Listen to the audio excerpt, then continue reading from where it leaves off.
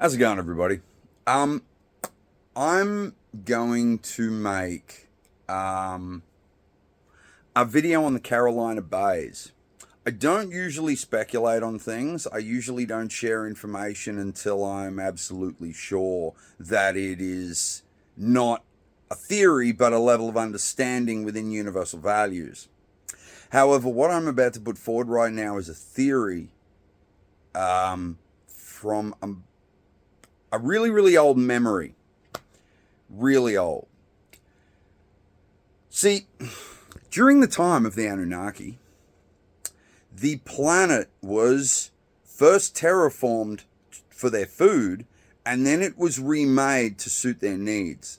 Now, this is going to sound insane, and this really is speculation because I don't know the extent of what they did. It's a very, very vague memory. You have to remember that I only know what I was allowed to know. Anyway, it doesn't matter. It's not important. I don't want to make this video about some past life bullshit. Anyway, during the time, any advanced culture in universal space uses the highest reactive representation within universal. Basically, the things that react the most and the best, and the fuel they use are the fuel and the principles that are used by any advanced life. Now, the best reactive principles in space go from a stable star all the way up to a black hole. And depending on your technical level, you either compress matter enough to have a star or you compress it enough to have a black hole.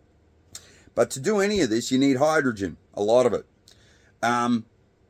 Hydrogen isotopes can also run very, very special chemical recycling batteries and stuff. Like hydrogen is incredible. It is the building blocks of everything. And it is the reason everything else exists, because if the hydrogen didn't ball into the stars and refine all the materials, everything else wouldn't exist either, which everybody knows. So the Anunnaki needed to create huge amounts of hydrogen. The pyramids are a great example. They're a hydrogen production system. However, they weren't the only ways the Anunnaki produced hydrogen. They produced it in a multitude of different ways, and I can't remember all of them because, as anyone who has ever had amnesia will know, you don't remember anything until the triggers to spark the memories are there. So literally every memory I've ever made is locked until I can. Anyway, the pyramids produced hydrogen sulfide, or like a hydrogen sort of thing.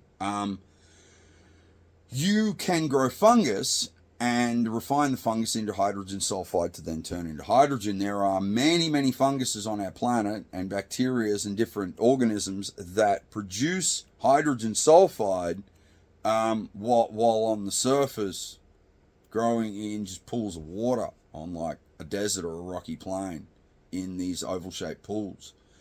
Millions of them, hundreds of millions, because you need a lot of hydrogen. And then the human workers to actually like run the machines and collect all the hydrogen and refine all the hydrogen sulfide and then refine it into actual hydrogen to use in the ships and batteries and every other damn bit of technology they used.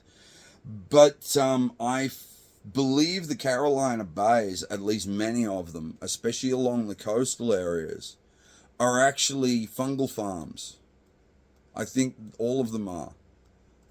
What you have to understand about pre-flood world is they think the pre-flood and previous ice age, they think the ocean level was 400 feet lower. It was 1.2 kilometers lower. They just don't realize how much actual frozen water there was on the planet. So all the Americas, Australia, any high ground, midland that we live on now was plateau pre-flood. 1.2 kilometers higher than sea level. Most of the coastal regions and the lower lying areas never went up to the highlands because the atmosphere was a bit thinner. It was just uncomfortable being up there. It was hotter. It was weird. You sweated weird. The food was weird. The people were weird. Everything smelt weird and nothing felt right. Your nose, sinuses, and mouth dried out so freaking fast up in the high areas. A lowlander would pretty much die after 3 days of being in the Midlands because, some people adapted far, far better, but most people avoided it because you dried out. It was just miserable. Your eyes hurt from the sun. Anyway, So the plateaus, most of them are either covered in ice or completely dry. It was a really great arid, stony plateau to create pools for fungus to grow in. The likelihood and the reason then they're a uniform shape but not a uniform position is because the humans were taught how to make the depressions, but they weren't specifically taught how to orient them because they couldn't see from above. So they just did what they were told. And another thing that's actually very interesting, you say there's no uniformity to them because the landscape has changed so much since they were made. If you use an AI algorithm and you run the AI algorithm over the entirety of all the known things on that US coast, you will find that they do follow a very specific and very manageable pattern if they were fungal pools and you could actually collect the fungus from them. This is still just a theory. I don't believe all of them are this, but I believe a majority of them are. There was no life up on this dry plateau. It was just like a desert wasteland. So it was honestly the perfect place to just set up these fields, hundreds of thousands of square kilometers of fungus fields. I think that's what the Carolina Bays were. And I believe it's why that exact uniform pattern and that placement only exists in the one place on the planet, because that was the only place probably truly suitable to actually grow that type of fungus in that exact environment, which is why it was used. And it was probably used for thousands, tens of thousands of years. Yeah, like the pyramids. The pyramids were built like 106,000 years ago. Yeah. Anyway, there you go. That's my theory. I'm not going to put any concrete anything on that. The other stuff I share is always based on pure logic and complete understanding of universal value. This, however, is more based on speculation because a lot of my memories are convoluted. A lot of human memory is convoluted.